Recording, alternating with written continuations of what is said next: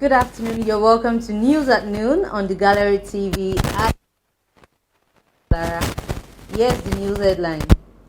Amechi will return home to PDP.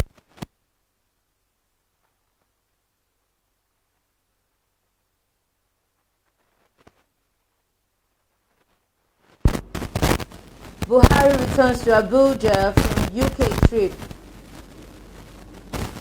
On business news, Nigeria recorded 85.21 billion naira net foreign IMF. Foreign reserves resumed decline after rising to $33.59 billion.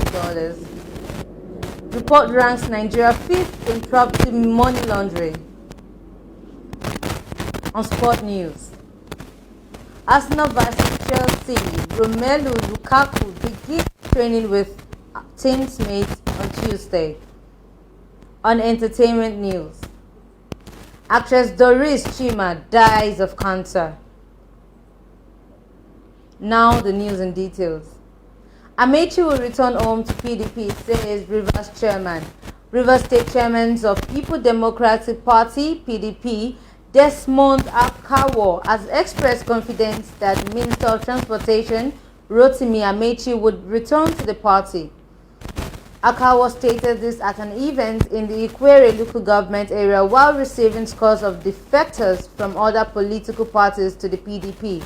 He said, "Our brothers that are joining the PDP, I listened to almost all your leaders. They were all PDP members.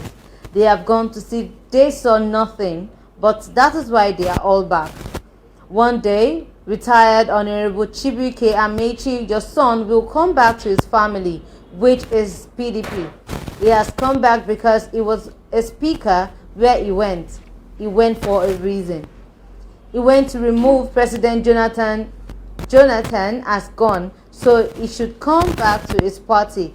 I have said it. They say I should not repeat that." Right in the Ikwere local government area, I was saying it again. My brother, my friend, the bosom friend of our governor, Nyesom Wike, retired Honorable Rotimi Amechi, come back home. Rivers State Chairman of the People's Democratic Party, Desmond Akawo, has expressed confidence with the Minister of Transportation, Rotimi Amechi, would return to the party. Akawa stated this at an event in Ikwere local government area while receiving scores of defectors from other political parties to the PDP. He said, "Our brothers that are joining the PDP, I listened to almost all their leaders. They were all PDP members. They have gone to see, they saw nothing. That is why they are all back. He went to remove President Jonathan.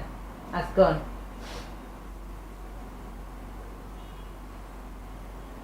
Oyetola Aregbesola supporters in verbal war over sectarian invasion. Supporters of the Osun State Governor Adegboyega Oyetola are those of the Minister of Interior Rauf Aregbesola on Sunday treated accusations over the violence which occurred at the State Secretariat of All Progressive Congress (APC). Suspected thugs on Saturday invaded the APC Secretariat and disrupted the sitting of Appeal Committee while it was revealing petitions from the party's last World Congress. The state APC caretaker chairman, Gboyega Famodun, in a statement signed by the media consultant, Kola Olabisi, accused Lowa Adebiyi, the chairman, the Osun Progressives, a fiction of the party backed by Aregbesola, of the leading the hoodlums in the attack. Famadu said the invasion of the party's office, which was led by a self-styled chairman of TOP and the former chairman of the party, Elder Lowo Adebiyi, the current state secretary of the party, Alhaji Rasak Salim Sile, and a former special advisor under the administration of ex-governor Aregbesola, Benga Akano, with some of his cabinet members, was crude, unacceptable, wicked, unwarranted, self-serving, undemocratic, and brutish. During the invasion of the state party secretariat, the political thugs accompanied the top chieftains into the place, grew wild, and started to forcefully remove and beat any sighted member of the APC who was putting on Governor Oyetola's inscribed first cap. During the melee, an APC member, Mr. Nuruddin Ajetumobi, aka Abalawa, from Ward 6 in Oshogbo Local Government Council area, who was putting on an Oyetola inscribed face cap, was assaulted and macheted on the head to the extent that his blood littered the ground floor of the secretariat. However, at a news conference in Oshogbo, the caretaker secretary of the party, Razak Salim Shile, said hoodlums with Oyetola 4 faces caps were drafted to the secretariat to dislodge the party members who had been calmly going before the appeal committee to present their cases. The resolute members insisted the invasion and walked the thugs out. The thugs yielded to an awesome number and left in shame.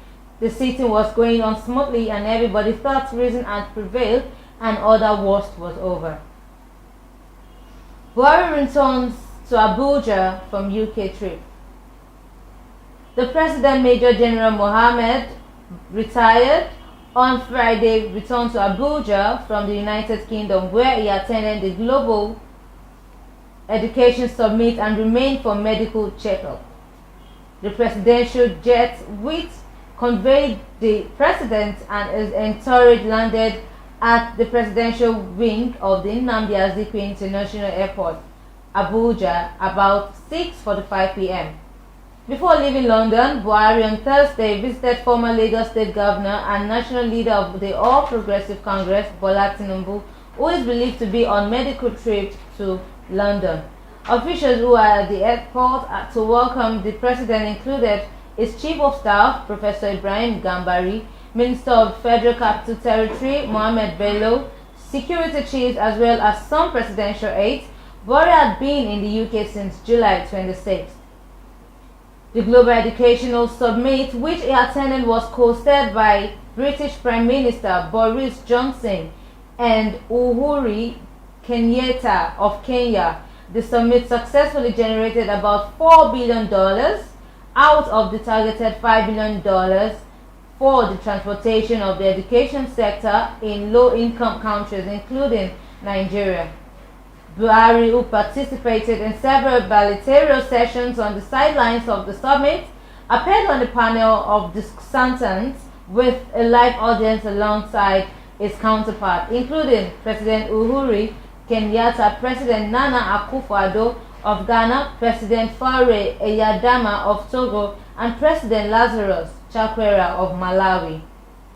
The guest summit centered on issues including education's research, learning from COVID-19 transformation, the child's learning journey, gender equality in and through education, ripple effects, education's impact on sustainability and financing for impact volume, equity, efficiency. At the summit, Buhari joined other leaders pledging to increase the budget for education sector in their respective countries by 50% over the next 2 years. The president said we commit to progressively increase our annual domestic education expenditure by 50% over the next years and up to 100% by 2025, beyond the 20% global benchmark.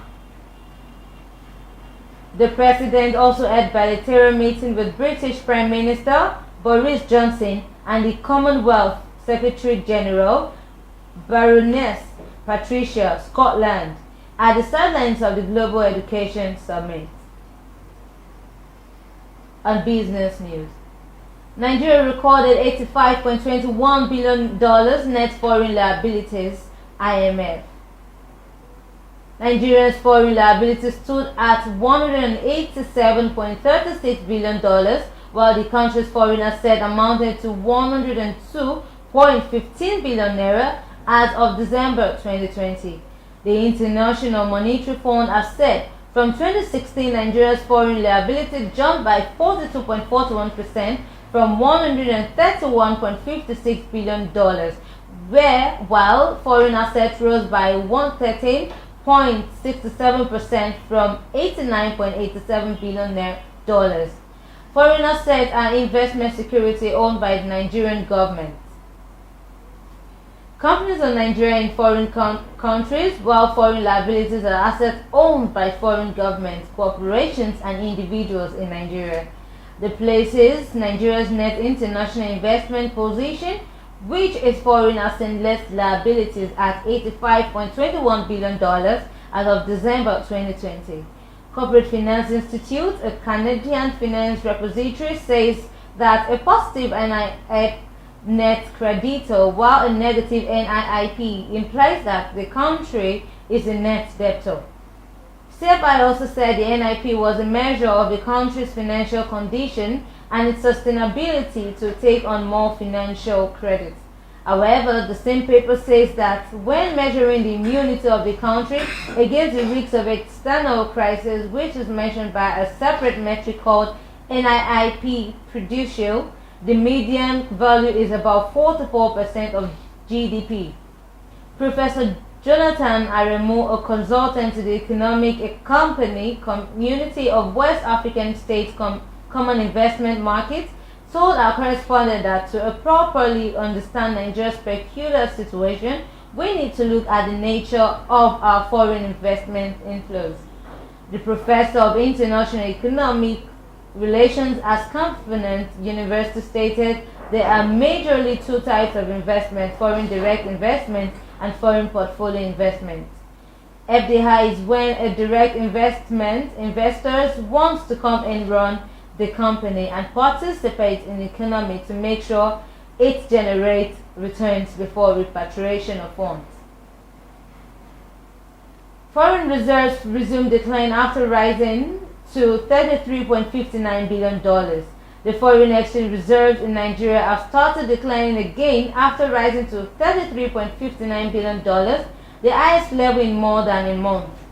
The forex reserves, which fell to a record low of $33.9 billion on July 12, had gained $500 million in almost a month to close $33.59 billion on August 10.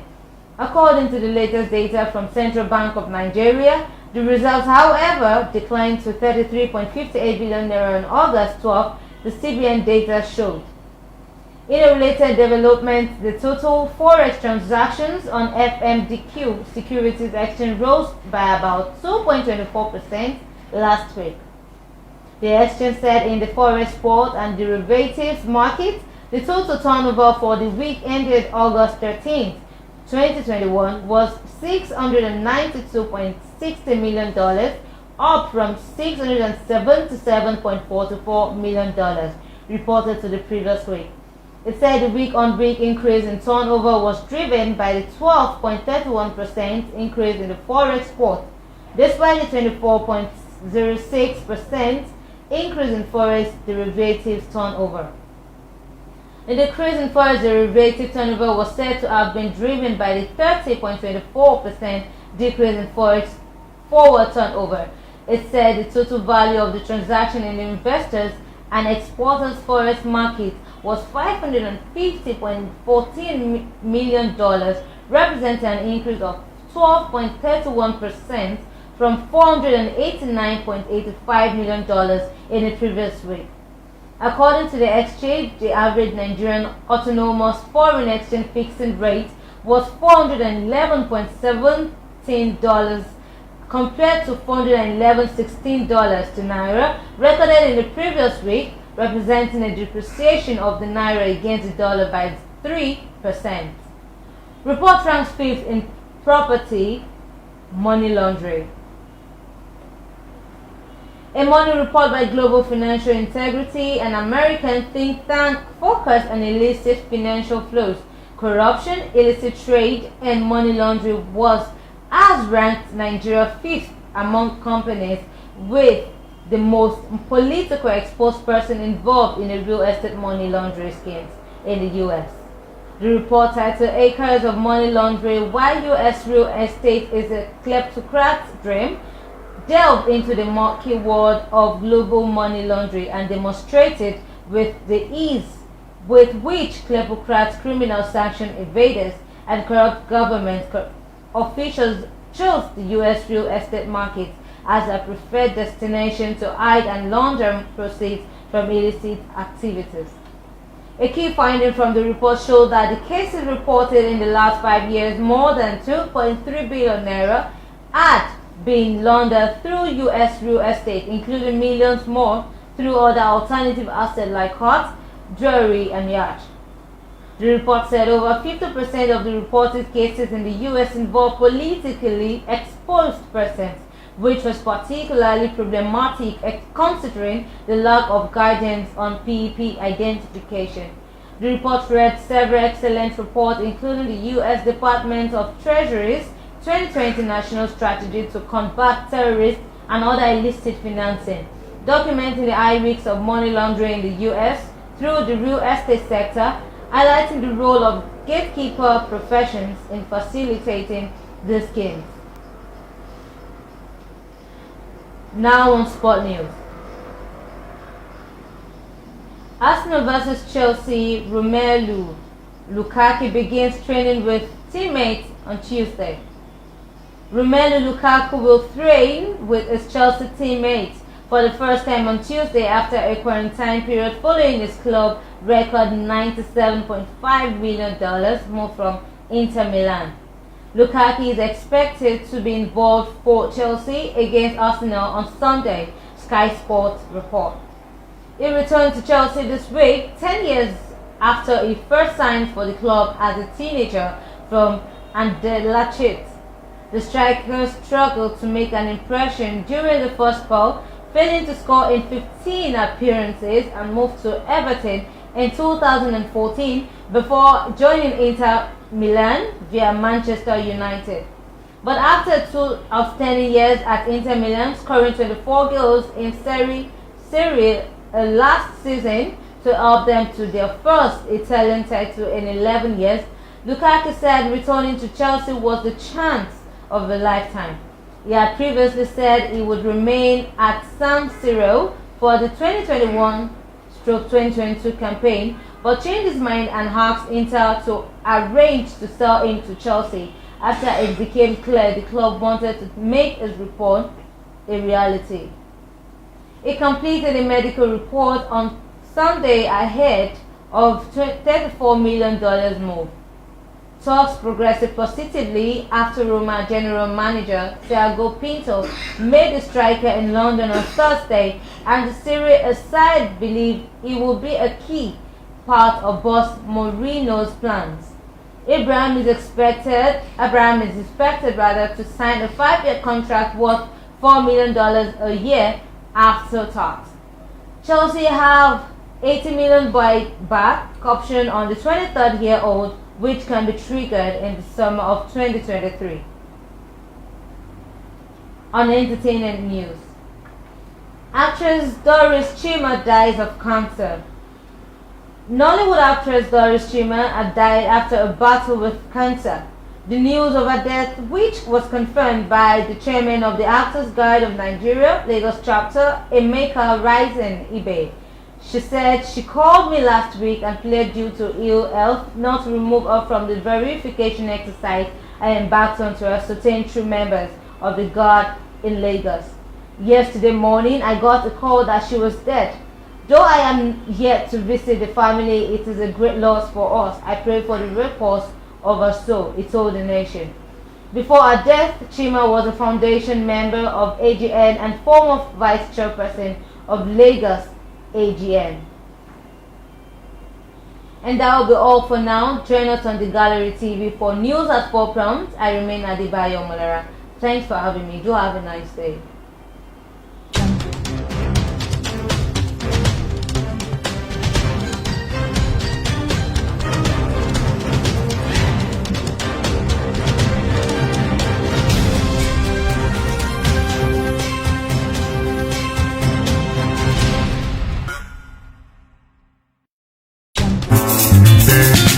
Good news. news to all Lagos residents, especially owners of landed properties. Payment of land use charge has now been made easy through an online platform known as Lola. Lola is Lagos online assistance platform where payment of land use charge is possible through a WhatsApp-only message on 0815-433-3883. This Lola platform, initiated by the Lagos State Ministry of Finance, will make the payment of land use charge possible anytime, any day, and anywhere without any third-party involvement. For more information, please visit www.lola.ng or luc.lagostate.gov.ng. Lola, the easiest way to pay your Lagos State land use charge. Always remember, ìgbéga ìpínlẹ̀ Èkó àjùmọ̀ṣe ni.